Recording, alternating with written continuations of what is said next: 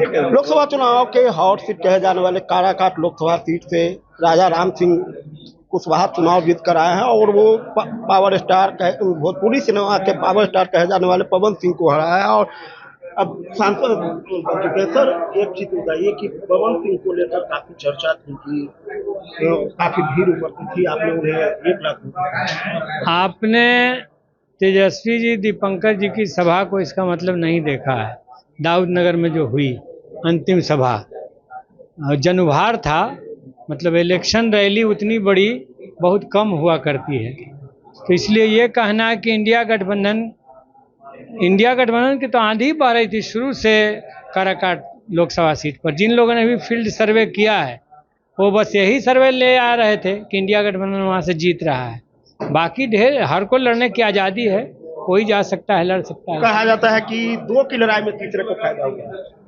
ऐसी कोई बात नहीं है, ऐसी कोई बात नहीं है। वहाँ पर लोकतंत्र बचाने के सवाल पर, उसको और मजबूत करने के सवाल पर, संविधान को और मजबूती देने के सवाल पर, रोजगार और कृषि को विकसित करने के सवाल पर व्यापक जनमत इंडिया गठबंधन के साथ था। आपको नहीं लग रहा है कि पवन सिंह अगर नहीं होते तो वहाँ की जो लड़ाई है कुछ अलग? मुझे नहीं लगता है, क्योंकि वहाँ किसानों और नौजवानों के बीच, मजदूरों और महिलाओं के बीच जाति और पार्टी की सीमाएं टूटी हुई साफ तौर से दिखी और वो इंडिया गठबंधन के पक्ष में थी। एनडीए वहाँ पर अपनी साख खोता हुआ दिखाई दे रहा था।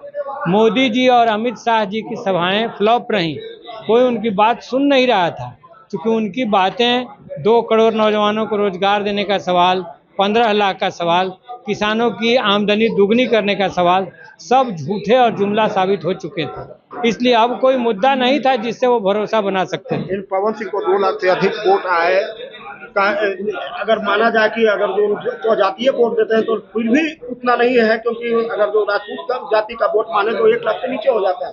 उनको 2 लाख का वोट उन्हें भी मिला है। अब देखिए, बहुत चीज़ें पर सार्वजनिक टिप्पणी नहीं की जाती है, तो अब कैसे कैसे वोट आते हैं।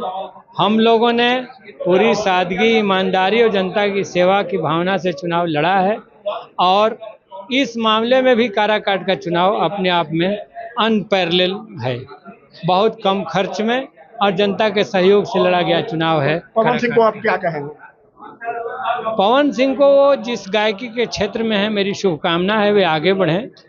धन्यवाद। राजनीति में फिर कहें कि वो अब ये तो उनके लिए मामला है कि वो क्या करते हैं। ये सब प्रश्न दूसरे लोग क्यों क्या कहेंगे। तो ये राजा राम सिंह है जो कि भोजपुरी सिनेमा के सुपरस्टार पवन सिंह को हराने वाले राजा राम सिंह, जिन्होंने साफ तौर पर कहा कि पवन सिंह को न सिर्फ शुभकामना दिया और कहा कि ये गायकी क्षेत्र में आगे बढ़े, लेकिन जीत को लेकर उन्होंने साफ तौर पर कहा कि ये कि ऐसी बात नहीं है कि हमें 2 की लड़ाई में तीसरे को फायदा हुआ। वहाँ इंडिया गठबंधन को लेकर लोग उत्साहित थे और इसलिए इंडिया गठबंधन की जीत हुई है।